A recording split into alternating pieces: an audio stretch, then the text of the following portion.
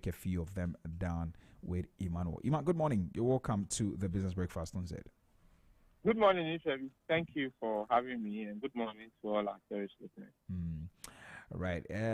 So, I mean, very interesting things in the report, but I want you to take us through that before, and then we ask a few questions if there are any. So let's quickly go through them. Thank you very much. So this report is the 2026 West Africa Economic Outlook Report, which was prepared or worked on by PwC.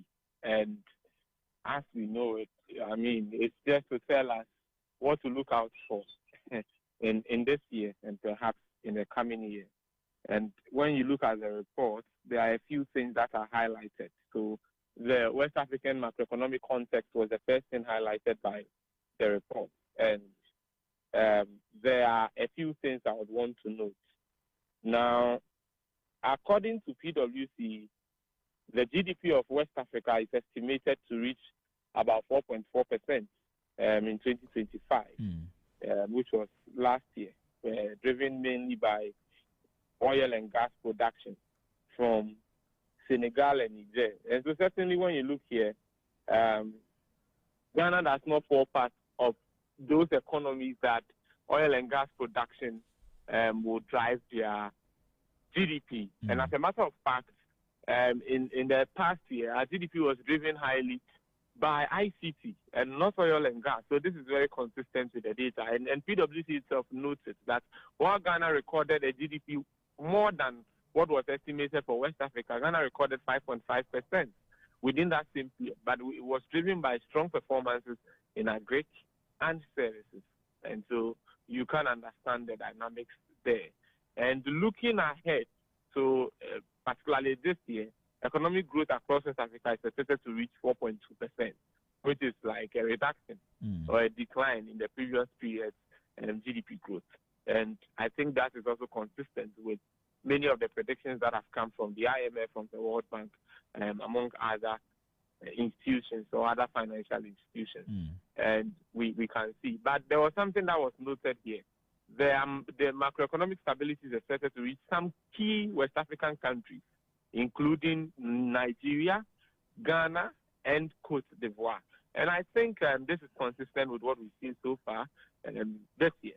I think things have largely been stable. As I've said in the past, stability does not mean there will not be changes. But the point is that the changes are not so much to the extent that it can alter economic decision making. So long as there are small changes, it doesn't mean there is no stability. There is stability, and in fact, for us, it is from a place of recovery to stability, and perhaps maybe all other things being equal, when things are done right, we may even see an acceleration. So that is it for the output dynamics. Then we come to the fiscal dynamics. On the fiscal side, they note that there will be a decline in public debt in parts of the region. You know, in 2025, West African countries face very high levels of debt. It appears as though when we are going to borrow, we have a joint meeting together as West African countries, and we all decide to go and borrow. Some have even argued that when you look at borrowing across Africa, let me even extend beyond West Africa, it looks as though it is the Premier League or even the Champions League. And you can see some countries doing very, very well. They are on top of the league, Zambia and the rest of them. And you see Ghana as well being like perhaps the Liverpool or Bayern Munich of the Champions League, because already there's a country that is leading as the Real Madrid. So that has been the situation. And we had issues of debt, balloon debt. And I'm sure every single Ghanaian remembers the domestic debt exchange program. It's as a result of the high levels of debt, and we couldn't pay our debt, so we had to restructure them and pay them in the future. And I think earlier today, or maybe late yesterday, I saw the finance minister releasing, they have even made some payments for some of the debts that were meant to be serviced around this time. And we can all appreciate that. In October 2025, the debt of Ghana was about 630 billion Ghana cedis, 630 billion Ghana cedis. That was our debt. And it's not Ghana alone. Nigeria has their own fair share, over 152 trillion naira. 152 trillion naira. That's about $100 billion. $100 billion. So these are the dynamics within the West African region, and we could see how external pressures were exacerbating the situation.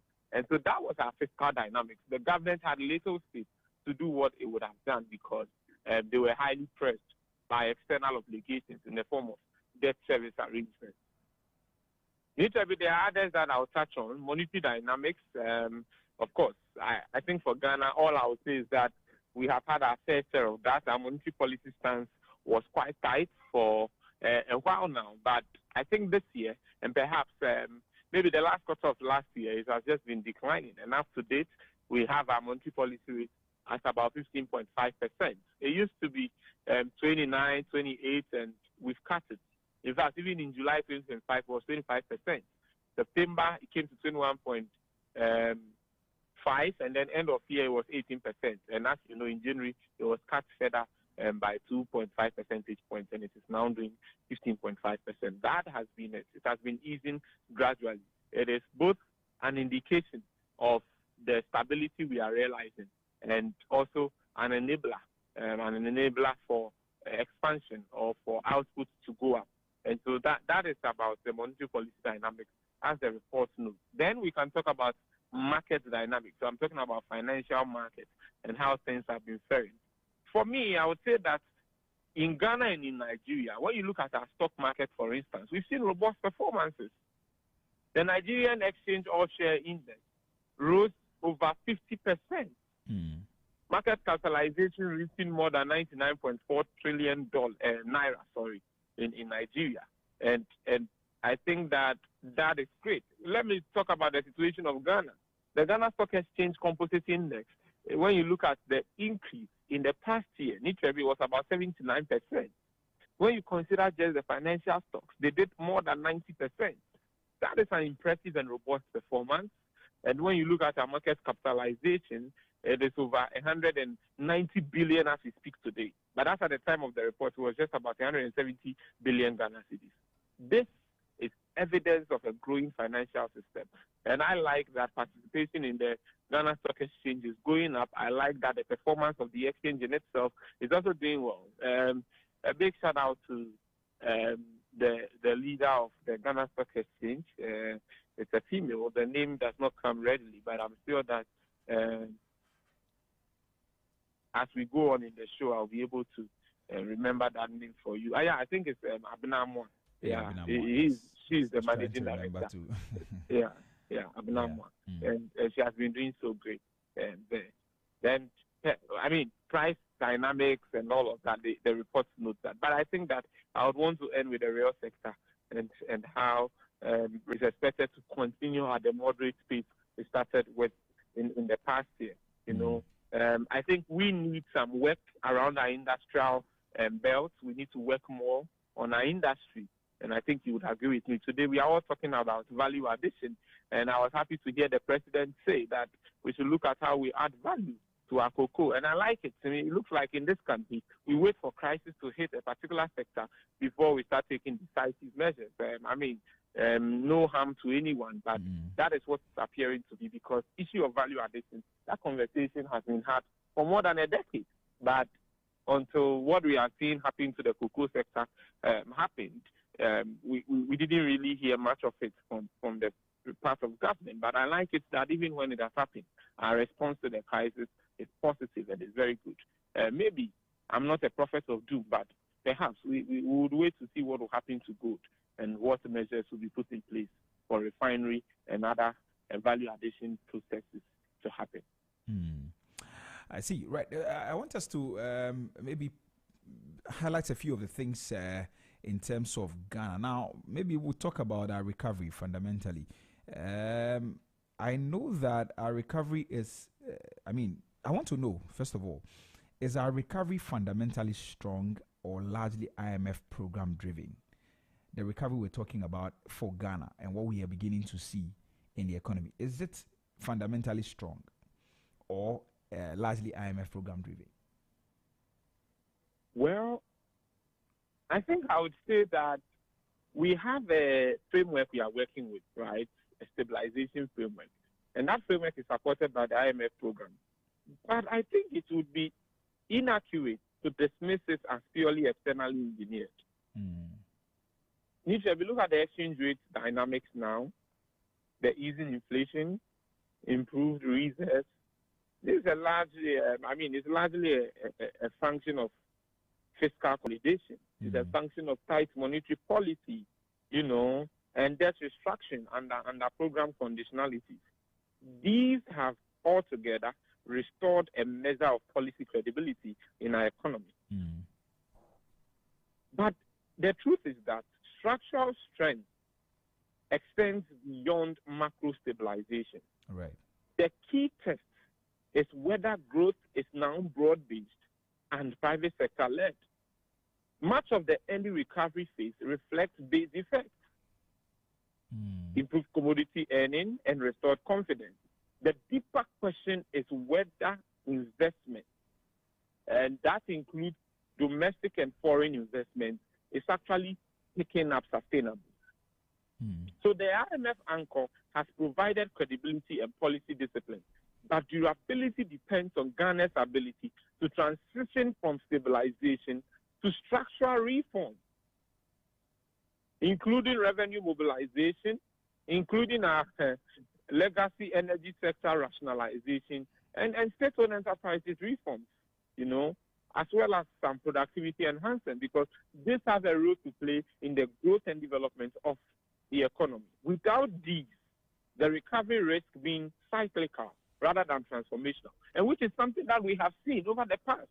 It looks as though, and you remember the last time I told you that sometimes I don't even want to say Ghana has recovered, because it appears as though the moment you say the country has recovered, then something happens. It begins to spiral back, right? It's like someone is on the hospital bed and then you just say that, hey, I don't want to. The moment you say that, and then the person falls sick again, But I don't think that is the story that we want to tell this morning. The story we are telling is that, yes, we have achieved some macroeconomic stabilization, and of course, it is not solely engineered by the IMF-supported program. We have also done something within to be able to support that stabilization. However, there are deeper issues of concern that we must pay attention to. So our rebound is credible, but it is still in the stabilization phase. The real test begins when the program support winds down and market discipline returns fully. IMF will not be there forever. There is a time will come where the program will be no more, and the as it were, the work, the framework, and everything that has to be put together has to be done by ourselves. Yeah. I see. So essentially, if I get what you're saying that is a combination of multiple factors. IMF plays a role in there, but also there are certain things that we've done. Regardless, there are more things that we need to do if we want to really sustain again. Is that what you're saying? Yeah, precisely so. Because once the IMF program is gone, we will not talk about the IMF in terms of where we have gotten to. It will all be about, people have been asking questions like, name one government policy, which is, as it were, driving destabilization. Tell us what government has done to bring the CD down. Tell us that. And sometimes they are trying to say two things. To see that what the IMF is doing is what is supporting what is happening, or it is perhaps what's happened in the past government. But I have even argued that 1 year is gone. Nothing can be really directly attributable to the past government. But of course, the IMF is still in town. But once the IMF leaves town, then a lot of the discussion will shift to what we are doing on our own, what we are doing by ourselves, and how it is supporting the gains that we make. And that is where I think the real test begins from. Because, truth be told, it appears so that anytime our headmaster is in town, anytime the IMF is in town, class is conducted well. Right. But once once they leave town, things become something else. So that is why I think the real test is. And let's see how that moves or that goes. Right. In your first submission, you talked about fiscal consolidation. And I know that the outlook actually emphasizes that across the region. as a country, have we, as our fiscal adjustments been credible and sustainable? Well, neither I said that when you look at our primary balances, they have improved significantly.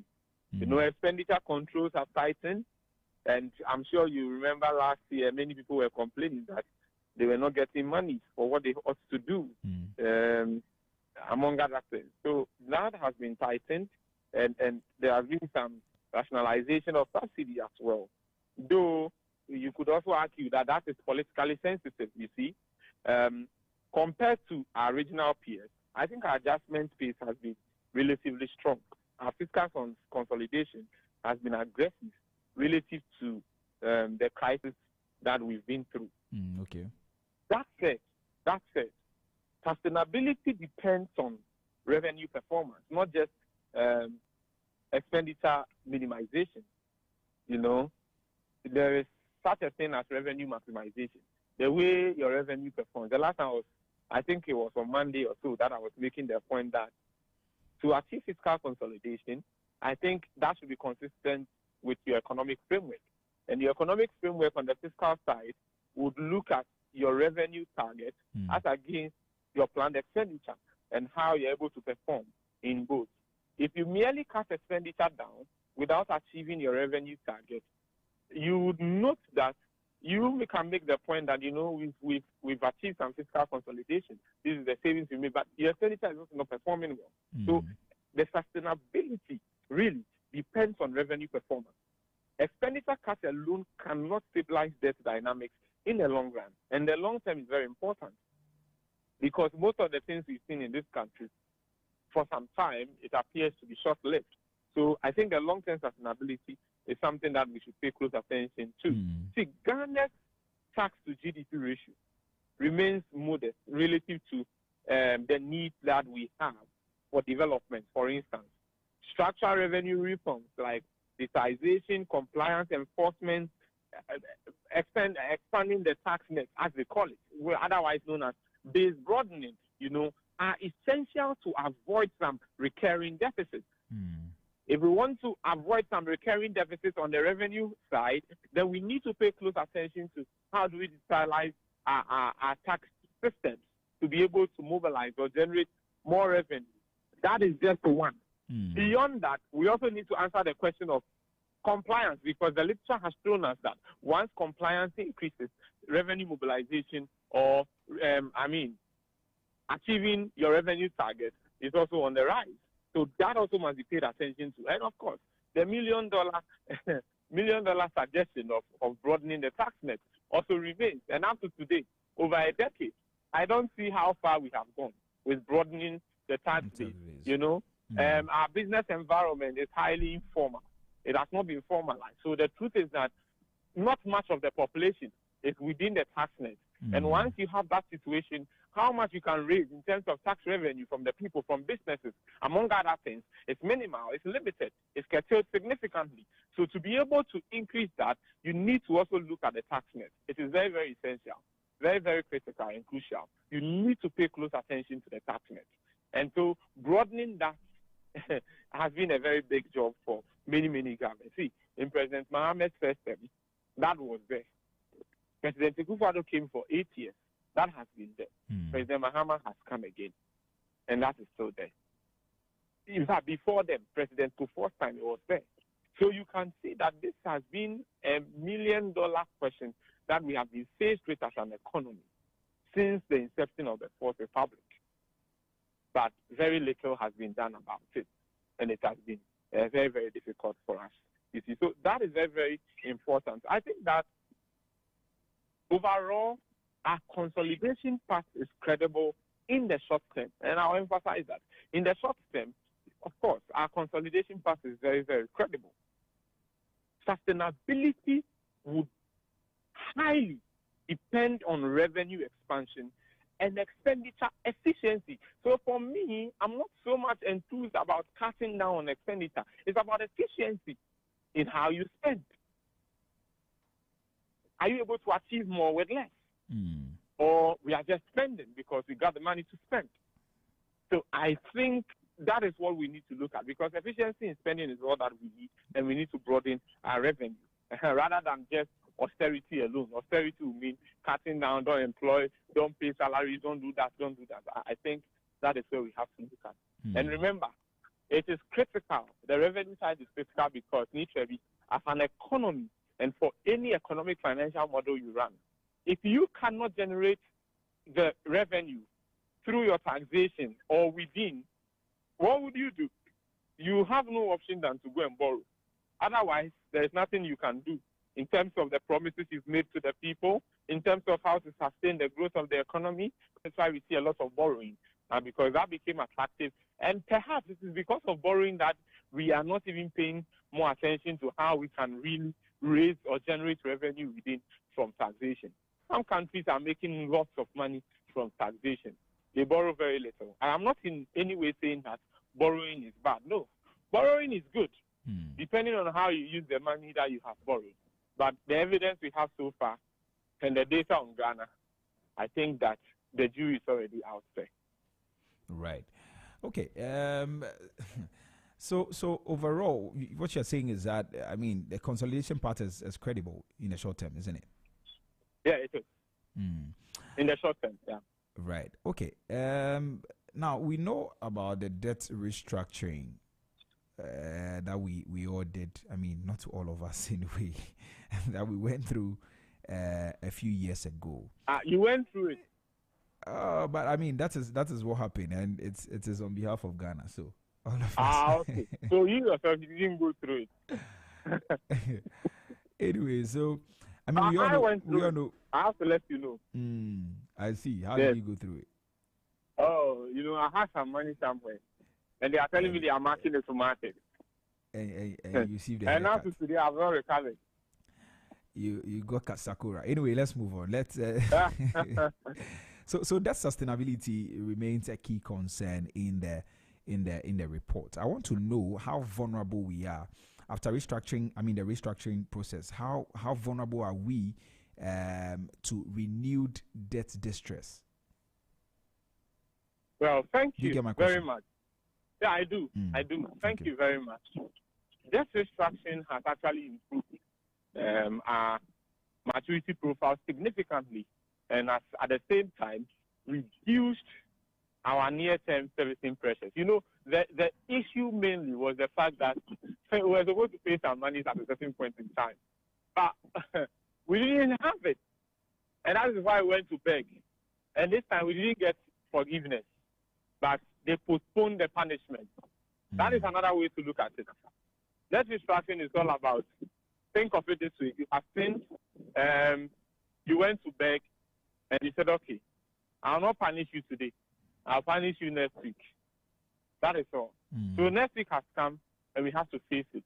It means that for today, at least you have a little space to breathe. Right. That is the whole point. But this is debt, money that you must pay back. And once you are not paying now, it doesn't mean you will not pay. You will certainly pay, and the time would come. So in the immediate, we had that breathing space to enjoy from. In the immediate, we did have that breathing space to enjoy from. You see,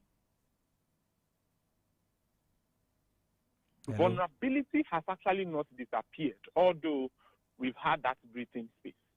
Having that breathing space did not mean, or does not mean, that we are not going to pay for our debt again, or payment of our debt will not be done. No, that is not the implication. We are still exposed to some exchange rate volatility, given the external debt component. So a sharp depreciation could actually alter the sustainability of our debt and the measure of state. Any depreciation in the value of the cedi relative to the dollar, because some of the debt is supposed to be paid in a certain period, which is not now. So if your currency depreciates, the value of that debt will also go up in response to the depreciation that you would have been exposed to. Now, if global interest rate conditions, for instance, are not favorable, that will also be a major risk factor for us to be able to re-enter into the debt market, if that is anything to be considered at all. but you never know what the government will do.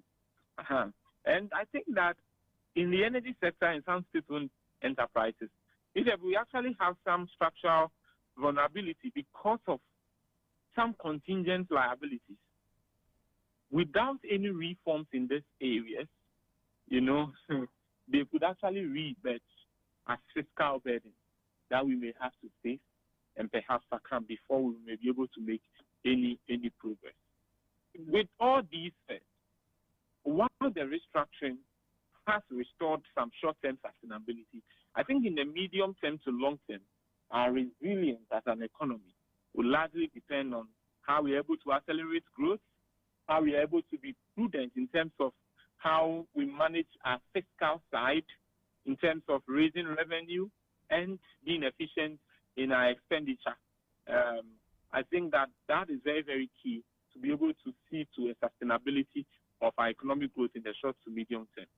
Debt distress risk is reduced, but debt distress is not completely eliminated. Until we are debt-free, debt distress could come back. We could resume. We are just on vacation. If we don't take care, it will come back. And once it's come back, we all know what could happen. Perhaps it may not be a haircut. It may be something deeper. I see. Anyway, so we have to be very cautious in how we handle certain things, essentially. Yes, and I like it. The government has so far been committed to paying the debts, amongst other things, which is good for us. Because if the debts are not paid and they're still there, whatever you do, nobody's going to forgive you. So you eventually have to pay for them. But once it is being paid, the burden is coming down.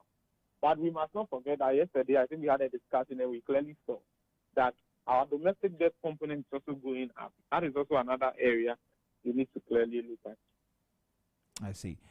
All right. In terms of our disinflation that we are seeing, I also want to know how durable that is. We're doing 3.8 now.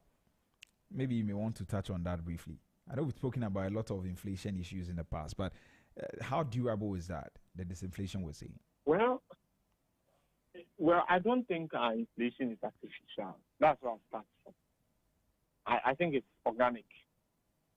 In addition to that, the pillars of where we have reached as far as prices are concerned is very important.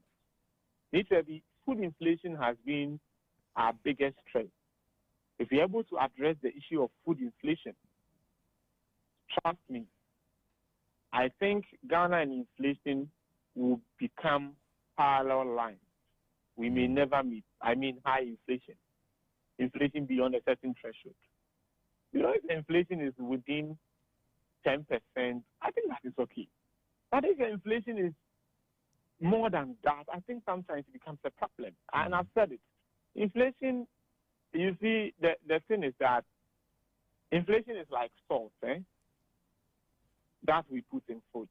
You will note that too less of it is a problem. Too much of it is another big problem. Right. You just need a good balance of salt in your meal, and your meal will be tasty. So I don't think anybody wants prices to be zero or, in fact, deflation. I mean, sometimes, even in the literature, the argument is made that deflation is sometimes more dangerous than high inflation. I mean, that is not for today, but anybody at all can critically look into that, and you will know that that is actually true. So our durability will depend on our structural issues, food supply, there are difficulties in the currency stability. If we don't work on these, then our inflation will reverse to previous periods. Food inflation historically has been very high, and it is sticky. It is difficult for food prices to really come down due to some issues. And one of them that whenever I see it, I don't know if it's me getting emotional or getting sad about the situation. It's the issue of post-harvest losses. Post-harvest losses. Look at how much we are losing because of post-harvest losses, because of our inability to store our food produce. Why should this be the case in 2026? No. You go and there is shortage, and because of that, prices are high because what is available is in limited supply. We need to be able to deal with it. And today, climate exposure has become a major issue. We need to look at how we can address that. Yeah. We can address that. Very and important. The last bit that I'll talk about is about oil and energy prices, especially the critical aspect that has to do with the external environment. And I'm talking about global oil and commodity price shocks. They can easily and quickly transmit through our import-dependent economy. And once we don't have strong buffers, we are not resilient within, anything that comes from the outside could easily break us. Therefore, while our disinflation is credible, it is still fragile. The transition from stabilization-driven disinflation to structurally low inflation is not yet complete. Let's look at the structures and fix that. Let's look at our food issue, fix that. Post-harvest losses, fix that. Climate exposure, fix that. Logistic issue, fix that. Imported inflation, let's look at our currency and work on that. And let's look at how these climate and oil issues would not spiral into something that would hurt our inflation too badly. I see, right. Our time is up, and so let me ask a final question, and then we can go. And I'm asking this in terms of the growth employment intensive. I mean, I want to know whether the growth, the growth employment the growth that we're seeing is employment intensive. Basically, that's what I mean. I don't know if you get the question. Yeah, I understand. As to whether growth translates into job creation. Exactly. I think because the outlook actually raises concerns about youth unemployment and jobless growth. You get it. So I want to know whether the growth we are seeing is employment intensive. Yesterday we were having a conversation on the show, talking about the unemployment situation, underemployment, and all of that. Not with you on a round table, actually. And so I want to connect that to this, because I see that the outlook talks about that. So where do you stand? What do you think about it?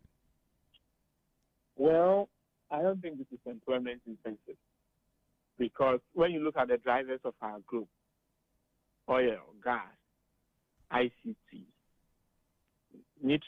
clearly you see that is capital intensive growth. In fact, even some coming from gold and commodities.